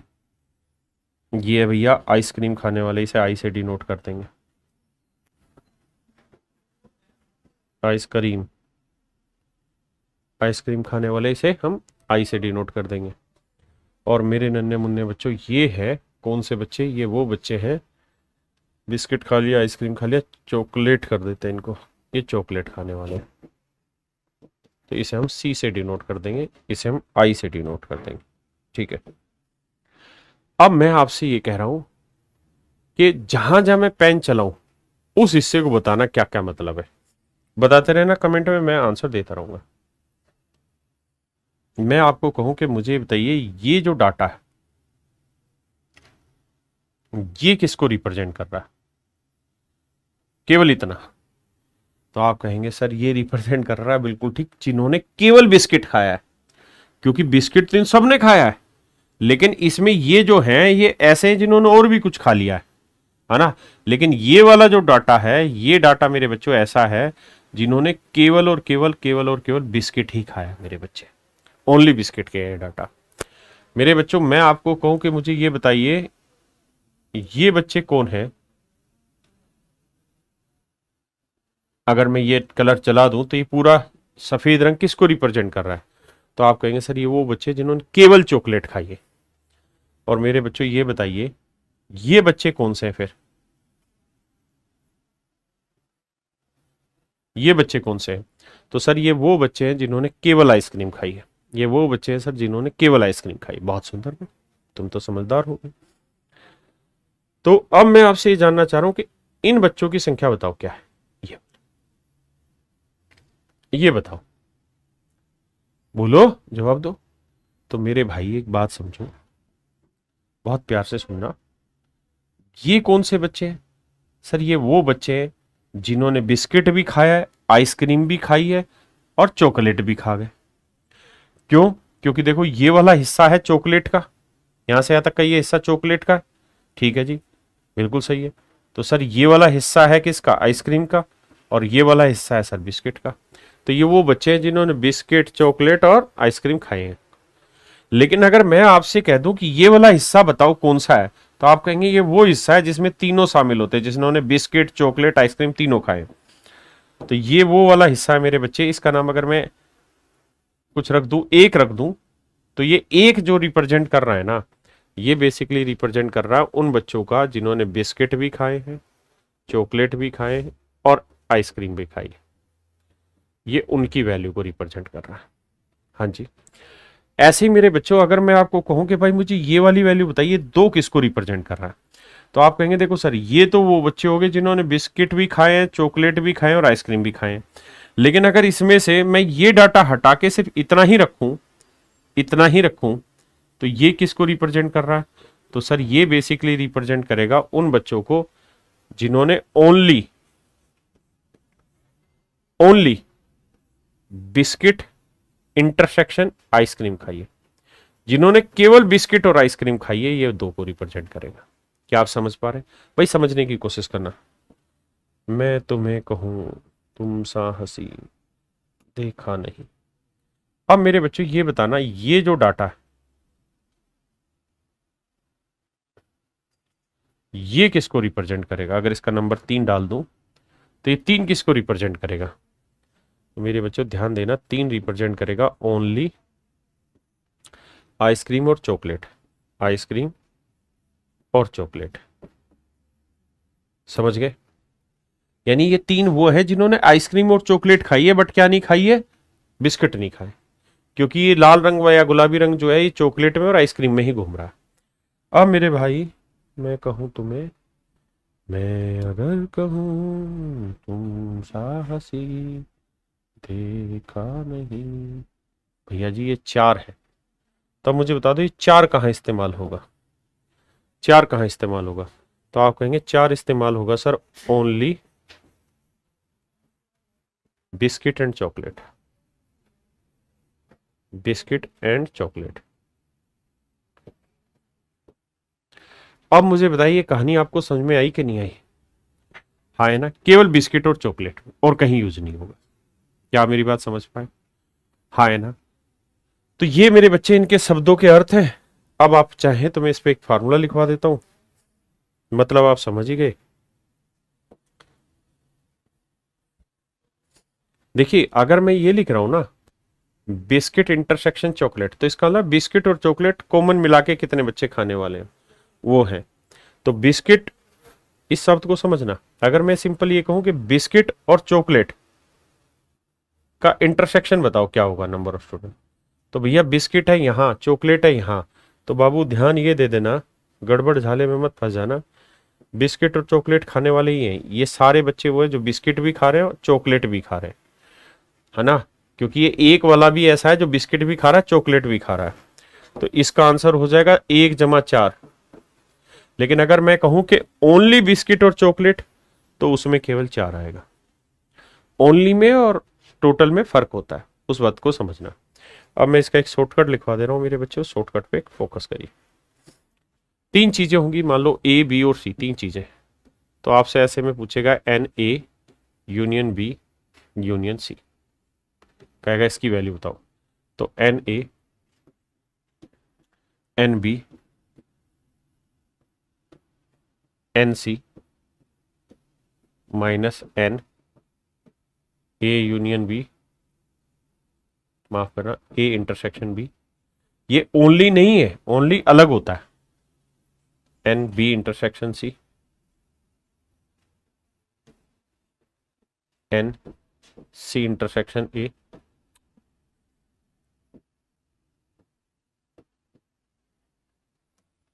मैं अगर कहूं तुम साहसी देखा नहीं।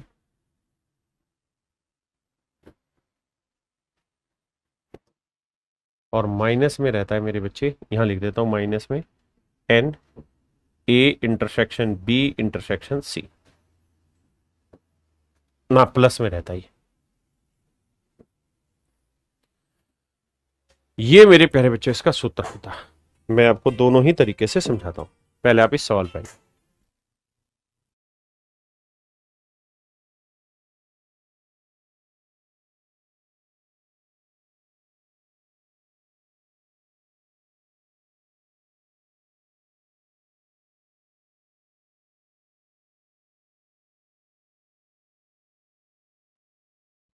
देखिए मेरे प्यारे बच्चों, अगर मैं इस सवाल को वेन डायग्राम से समझाने लगूं,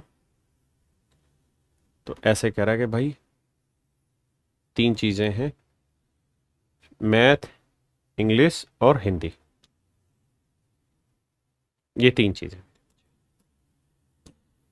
मैथ, हिंदी और इंग्लिश। अब जरा ध्यान से देखिए, कह रहा है 40% बच्चे मैथ में पास होते हैं, सॉरी फेल होते हैं मैथ में। 50% बच्चे इंग्लिश में फेल होते हैं। 30% बच्चे हिंदी में फेल होते हैं। अब इसके डाटा को फिट करते हैं।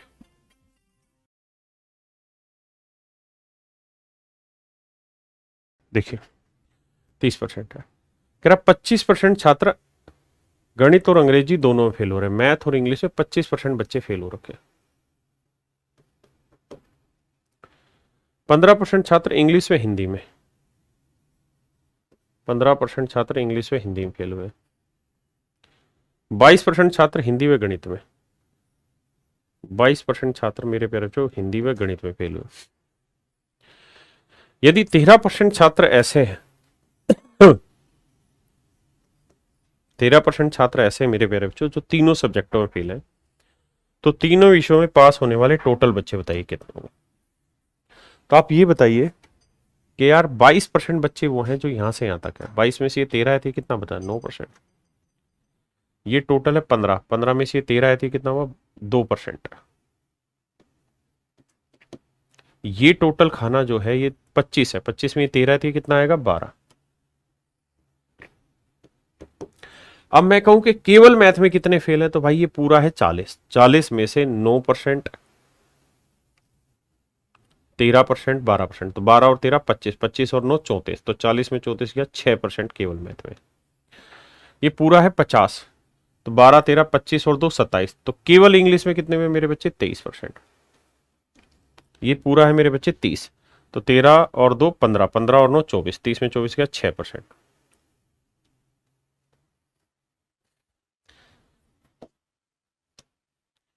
अब मेरे भाई केवल मैथ में कितने बच्चे पास हुए, 6। केवल इंग्लिश में कितने पास हुए, 23। और केवल हिंदी में पास कितने हुए, 6।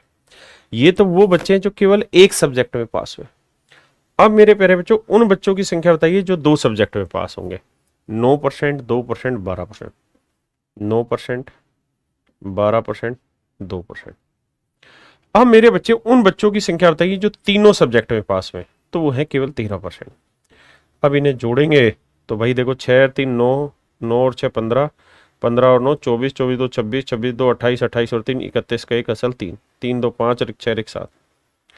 तो 71% बच्चे मेरे प्यारे बच्चों ऐसे हैं जो कुल मिला के फेल हुए। कुल मिला के फेल हुए।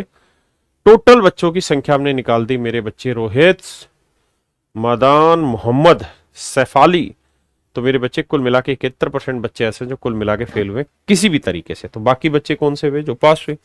तो 100% में से मेरे नन्हे मुन्ने बच्चों 71% हटा दोगे तो आया 20, है ना, 29%। तो 29% बच्चे वो होंगे जो तीनों विषयों में पास हुए।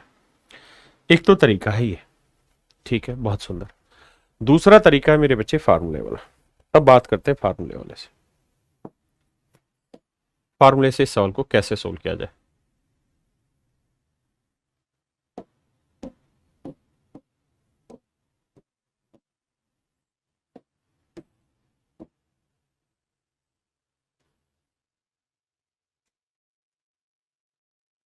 छोटा कर रहा हूं डाटा, बाकी आप समझना। देखिए यार, आप जानते हैं फार्मूला ये रहता है, math union English union Hindi.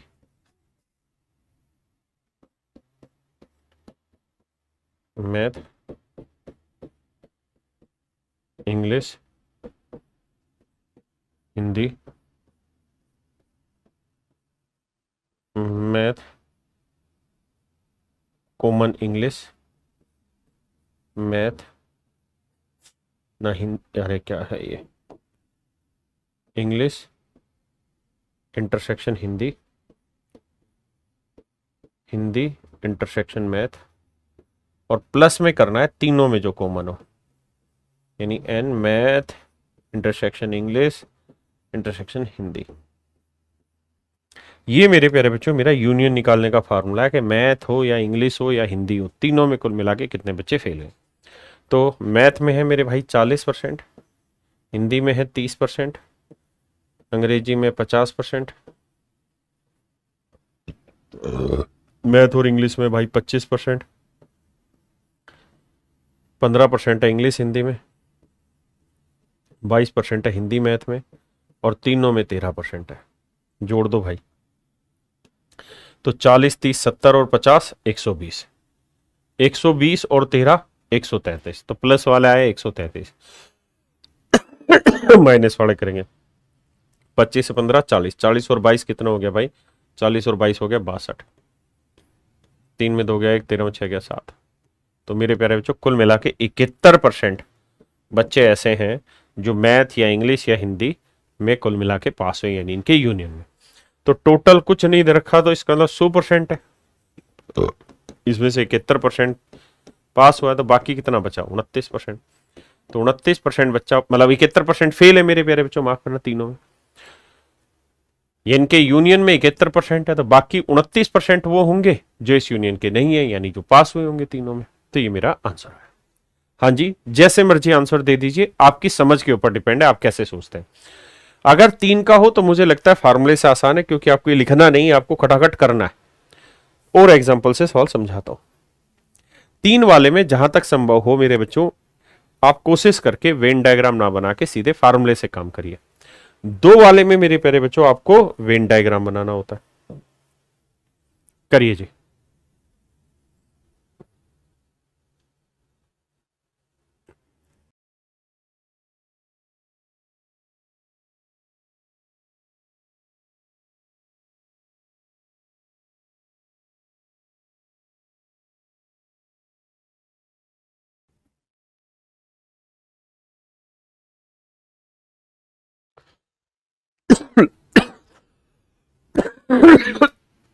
आइए भाई,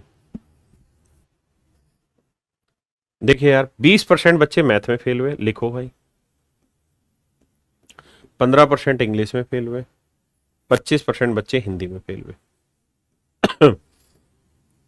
कह रहा 5% मैथ और इंग्लिश में, 10% छात्र इंग्लिश और हिंदी में, 15% छात्र गणित और हिंदी में,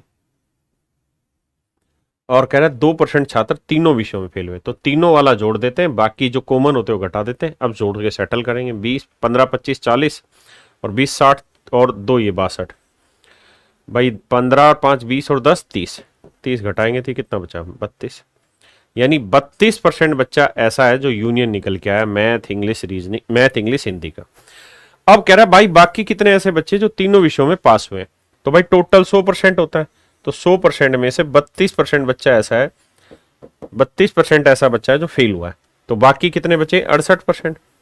तो मेरे प्यारे बच्चों 68% बच्चा वो होगा जो तीनों सब्जेक्टों में पास हुआ, तीनों सब्जेक्टों में पास हुआ। मेरे भाइयों क्या आंसर होगा मेरे बच्चों, मेरे नन्हे मुन्ने प्यारे बच्चों 68%। सीजीएम मेंस 2020 का क्वेश्चन। तो इसमें आप वेन डायग्राम ना लगा के सीधे सीधे फार्मूले से करिए, जब तक ये ओनली ना आ जाए तब तक इसी तरह खींचा करो सवाल को। ये तो सेम ही सवाल है क्या?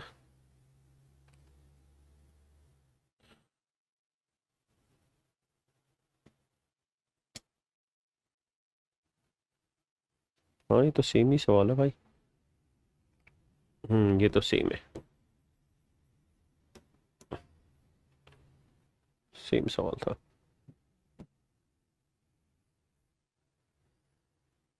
यहां देखिए, यहां थोड़े समझदारी के सवाल मिलेंगे आपको।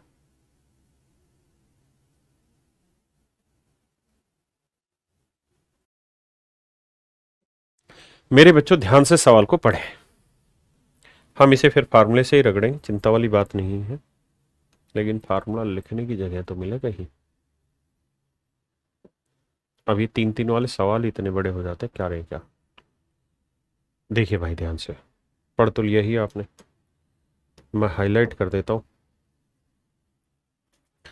कहता है इन एन एग्जाम, पहले फार्मूला लिखवाता हूं फिर बाकी बातें बाद में। मैथ फिजिक्स और केमिस्ट्री, तो मेरे बच्चे math physics chemistry, N math N physics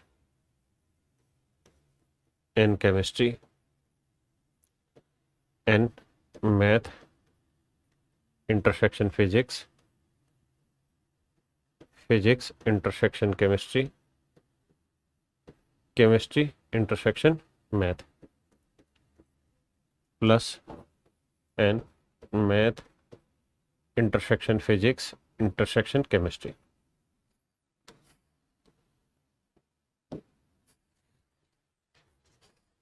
आइए मेरे प्यारे बच्चों, कहता है किसी परीक्षा में 53% बच्चे ऐसे हैं जो गणित में फेल होते हैं।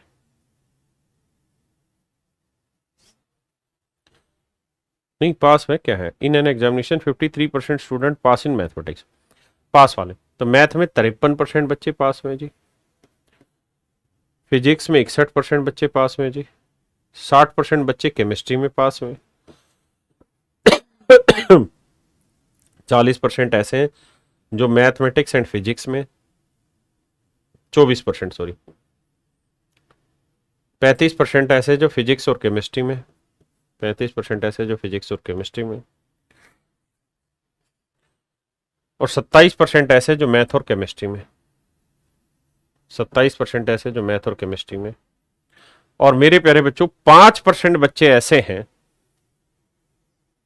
एंड 5% इन नन, 5% किसी भी विषय में पास नहीं होते।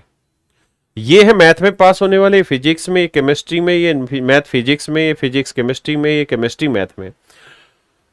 और मेरे बच्चे 5% बच्चे ऐसे जो किसी में भी पास नहीं होते, मतलब फेल होते हैं। तो भाई देखो एक बात आओ, टोटल 100% बच्चे, कह रहा है इसमें से 5% ऐसे हैं जो किसी में भी पास नहीं हुए, मतलब 5% फेल वाले, तो पास वाले कितने बचे 95%, यानी टोटल जो यूनियन है इस बार वो 95% की है,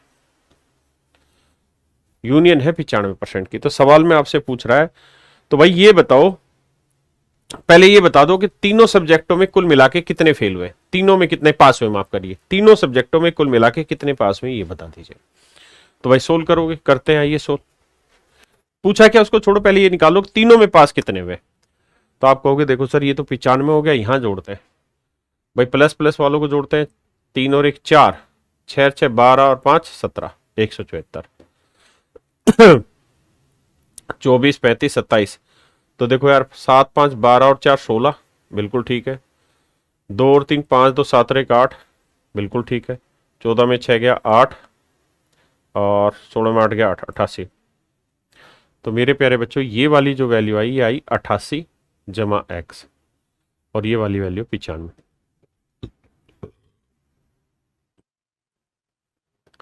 तो x की जो वैल्यू है मेरे प्यारे बच्चों वो है 7। x की वैल्यू है मेरे भाइयों 7। x की कितनी वैल्यू मेरे नन्हे मुन्ने प्यारे बच्चों? 7।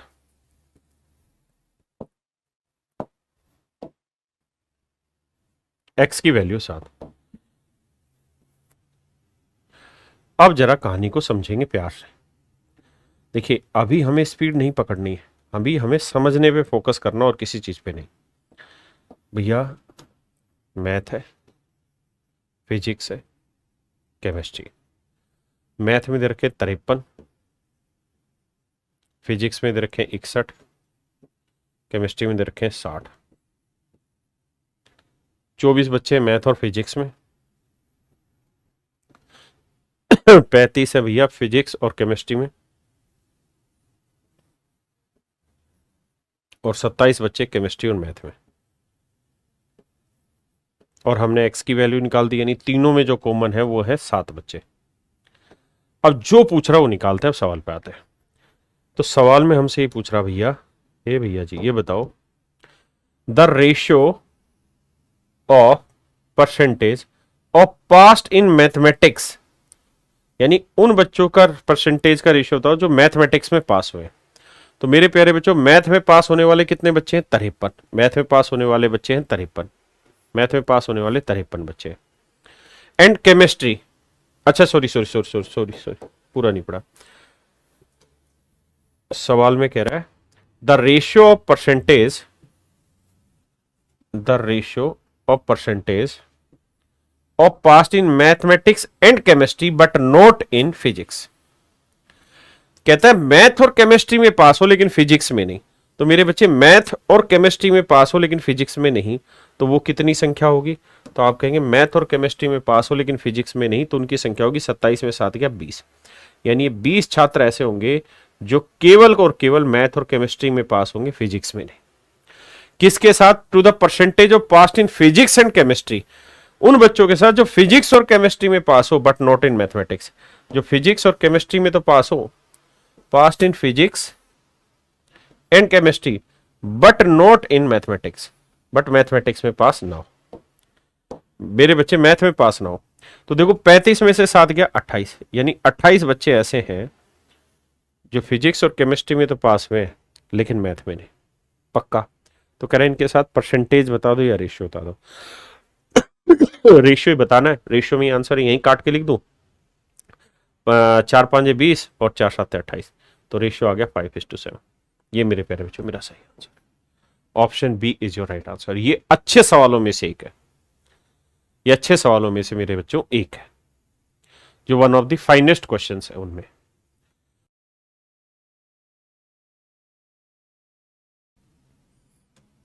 अब लगाते हैं सीधा। कहता है यूनियन बताओ। तो मेरे बच्चे तीनों का फार्मूला आपको पता है यूनियन निकालने का। क्या कि भाई मैथ में कितने पास हुए? 60। बहुत बढ़िया। 40% अंग्रेजी में, माशाल्लाह। 30% रीजनिंग में, बहुत बढ़िया। 10% मेरे भाई, 10% कह रहा है गणित और रीजनिंग में। 25% इंग्लिश और मैथ में। 15% रीजनिंग और इंग्लिश में। और बाकी ऐसे बच्चे होंगे जो तीनों के तीनों में कहानी सेट कर रहे होंगे। और कह रहा है कोई भी बच्चा ऐसा नहीं है जो फेल हुआ, यानी सारे के सारे पास हुए, मतलब 100 के 100% पास है। तो x की वैल्यू हमें निकालनी है। तो देखो यार जोड़ो, 60 और 40 100, 100 तो कट गया, यहां 0 बचा। अब यहां देखो 25 और 15 40, 40 और 10 50, 50 में से 30 गया 20, -20 इधर आएगा प्लस का। तो मेरे बच्चे x की वैल्यू आएगी 20। यानी इसका मतलब 20% बच्चे ऐसे हैं जो तीनों ही सब्जेक्टों में पास हुए। तीनों ही सब्जेक्टों में पास होने वाले मेरे प्यारे बच्चों कितने बच्चे हैं? 20%। तो छोटा सा आंसर है, छोटे से फार्मूले से। बस फार्मूला आपको रटा होना चाहिए। अलग अलग वैल्यू लिखो, फिर जो उनका कॉमन है वो घटा दो, जो तीनों में कॉमन उसे जोड़ दो, तो यूनियन के बराबर आ जाता है। आइए मेरे बच्चे, ये बहुत ही खूबसूरत सवाल है, देखिए जरा दिमाग दौड़ा के कुछ बात बनती है क्या।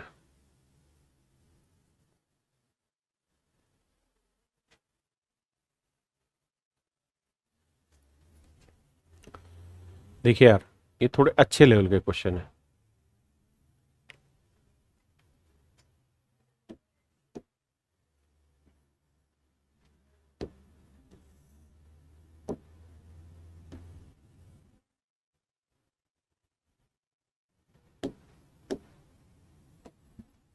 कह रहा जी टोटल कुल मिला के 51 बच्चे हैं, 35 बच्चे मैथ में पास हुए। मैथ में मेरे बच्चे 35 बच्चे पास हुए, टोटल बच्चे 51 है, ध्यान रखना। 34 बच्चे अंग्रेजी में पास हुए,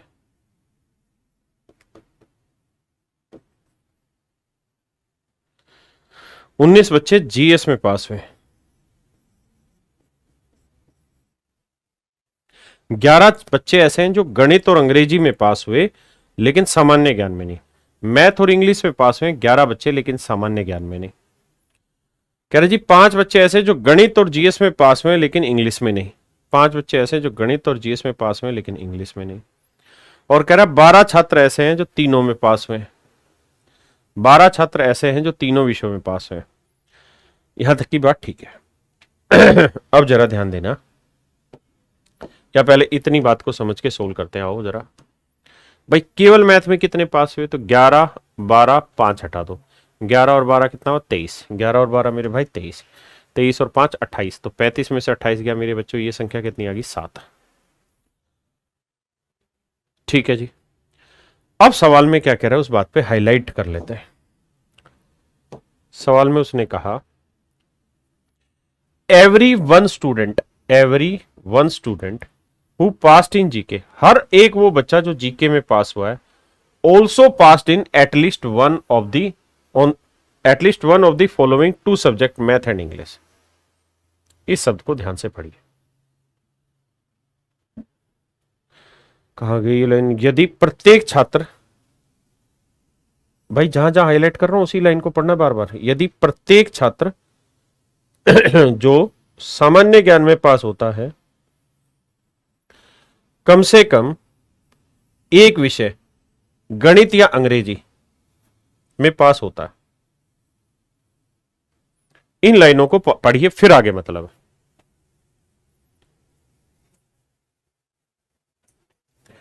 देखिए यार, अब इस बात का मतलब समझाने की कोशिश करूंगा। आइए, हिंदी इंग्लिश दोनों में पढ़ना मेरे साथ साथ। एवरी वन स्टूडेंट यानी हर एक student who passed in GK, जो जीके में पास कर रहा है वो किसी ना किसी और सब्जेक्ट में कम से कम पास होगा। At least one of the following 2 subject math and English, यानी जीके में पास होने वाला हर बच्चा कम से कम किसी एक सब्जेक्ट में और पास हुआ होगा, कम से कम, यानी मैथ और इंग्लिश में पास हुआ ही होगा। देखो 3 सब्जेक्ट है जीएस, तो कह रहा है जीके में या जीएस में पास होने वाला हर बच्चा कम से कम एक सब्जेक्ट में और पास हुआ है। तो इसका मतलब ये हुआ केवल जीके में पास होने वाला कोई बच्चा नहीं है। केवल जीके में पास होने वाला कोई बच्चा नहीं। क्यों? क्योंकि जीके में जो भी पास हुआ है किसी दूसरे सब्जेक्ट में भी कम से कम हुआ ही है, दूसरे कम से कम एक सब्जेक्ट में तो पास हुआ ही हुआ है। तो इसका मतलब जीएस में कोई भी बच्चा ऐसा नहीं जो अकेला जीएस में पास हुआ हो। तो मेरे भाई देखो, ये 19 है, ये 12 और 5 17, तो ये पूरा गोला है 19, ये 0 जमा 5 जमा 12 17 आया, तो 19 में 17 गया 2, तो ये वाली वैल्यू होगी 2। अब मेरे बेटे इंग्लिश निकाल देंगे, 11 और 12 23 और 2 25, तो ये वैल्यू आई 9।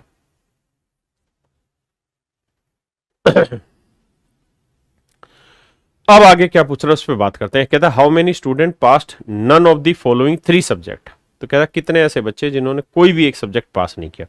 तो देखो यार, टोटल बच्चे कर लेते हैं, जोड़ लेते हैं, ध्यान से देखना। 7 जमा 11 जमा 12 जमा 5, ये हुआ 35, 35 और 2 37, 37 में 0 जोड़ा 37, 37 और 9 46, तो टोटल नंबर ऑफ स्टूडेंट हुए 46।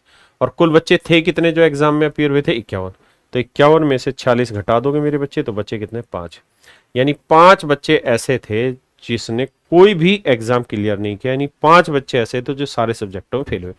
देखिए अच्छे लेवल के क्वेश्चन है, और जो अच्छे लेवल के क्वेश्चन है उसमें आपको थोड़ा थोड़ा सा पढ़ना पड़ेगा, मेहनत करनी पड़ेगी, तब पल्ले पड़ेगा, नहीं तो नहीं पड़ेगा। हाँ जी,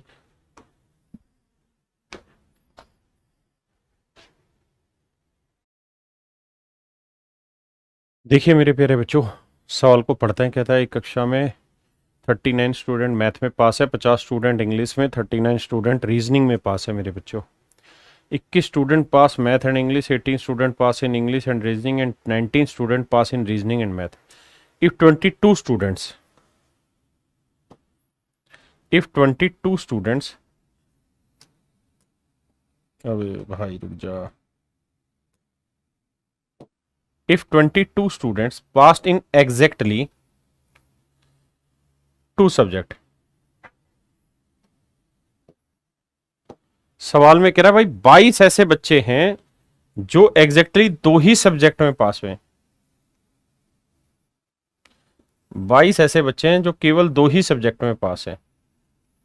तो ये जब भी केवल वर्ड हो ना भाई, तो ये खतरनाक होता है, और इस केवल वर्ड की केवल सुलझाने के लिए सवाल के लिए फिर वेन डायग्राम बनाना मजबूरी हो जाएगा। आइए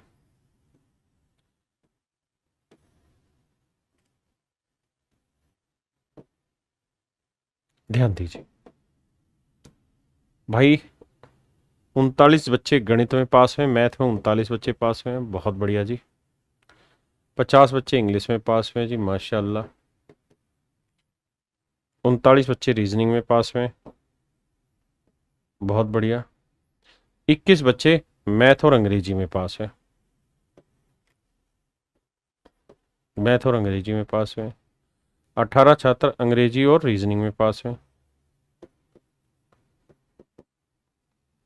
18% 18 बच्चे, माफ करना। 19 बच्चे रीजनिंग और मैथ में पास हुए, 19 बच्चे रीजनिंग और मैथ में पास हुए। अब मेरे बच्चे, कहानी ये है कि हमें टोटल नहीं दे रखा कि तीनों में कुल कितने पास हुए, तीनों में, तो मैं मान लेता हूं x। तो केवल मैथ और इंग्लिश में कितने हुए थे, 21 में से x घटाया 21 माइनस एक्स। केवल रीजनिंग और मैथ में कितने हुए, 19 माइनस एक्स। केवल रीजनिंग और इंग्लिश में कितने हुए, 18 माइनस एक्स।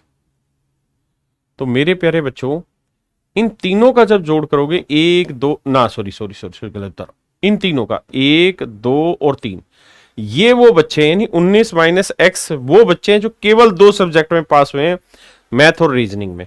ये 18 माइनस एक्स वो बच्चे हैं जो केवल 2 सब्जेक्ट में पास हुए हैं, और ये 21 माइनस एक्स वो बच्चे हैं जो केवल 2 सब्जेक्ट में पास हुए हैं। और कह रहा है 2 सब्जेक्ट में पास होने वाले केवल 22 बच्चे। सोल्व करोगे भाई तो -3x, देखो 21 और 22, ये एक बचा। अब 19 और 18 37, 37 में क्या 36, तो x की वैल्यू आ गई मेरे बच्चे 12। अगर x की वैल्यू 12 आ गई तो मेरे भाई पॉइंट ऑफ इंटरसेक्शन आ गया 12, मतलब तीनों में जो कॉमन है।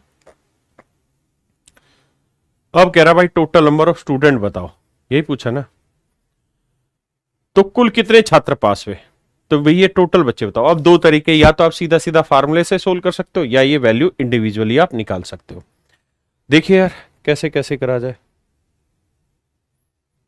अगर मेरे बच्चे सोल्व करना है तो आपको ये देखना होगा कि ये वाली वैल्यू है भाई, इसे हटाओ, x की वैल्यू आ गई कितनी, 22 ना 12, तो ये 12 है, ये 18 है, तो ये 6 होगी, ये 7 होगी, ये 9 होगी।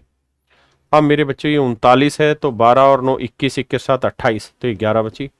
ये 50 है, तो 12 6 18 और 9 27, ये बचा मेरे भाई 23। और ये 12 6 18 और 7 18 और 7 25, 39 में 25 गया, ये आया 14। अब मेरे बच्चे 14 11 23 जमा 7 जमा 9 जमा 6 जमा 12 जोड़ देंगे, ये मेरा आंसर आएगा। ये मेरी बच्चों बेसिक बात थी हमारी वेन डायग्राम के ऊपर, कि वेन डायग्राम में कैसे कैसे सवाल बनते हैं और आप इन सवालों को किस तरह सोल्व कर सकते हैं। तो आज के लिए मेरे प्यारे बच्चे इतना ही। Thank you, have a nice day to everyone.